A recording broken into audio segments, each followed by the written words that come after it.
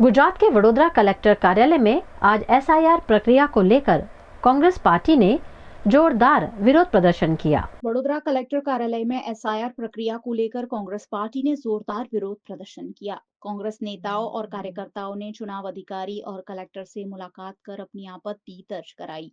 कांग्रेस का यह आरोप है कि भारतीय जनता पार्टी द्वारा फॉर्म नंबर 7 का दुरुपयोग किया जा रहा है, जिसके माध्यम से चुनिंदा मतदाताओं को टारगेट कर उनके नाम मतदाता सूची से हटाने की कोशिश की जा रही है।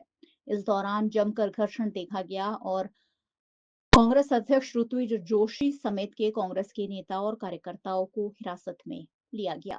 एसआईआर ની જે પ્રક્રિયા ગુજરાતમાં ચાલી રહી છે એ પ્રક્રિયામાં કોંગ્રેસ પાર્ટી અને વડોદરાના ગુજરાતના પ્રજાજનો શાંતિ રીતે બધાએ સાથ સહકાર આપ્યો, પરંતુ ભાજપની સરકાર જે ગભરાઈ ગઈ છે, ખુરશી એમની જઈ રહી છે, ત્યારે એસઆઈઆર ની પ્રક્રિયામાં જે 19 ડિસેમ્બરે ફાઇનલ ડ્રાફ્ટ પંચાયતની બહાર પડી એની સામે જે વાંધા લેવા માટે ફોર્મ 7 ભરવાનો તેમાં ખોટા વાંધા રજૂ કર્યા છે।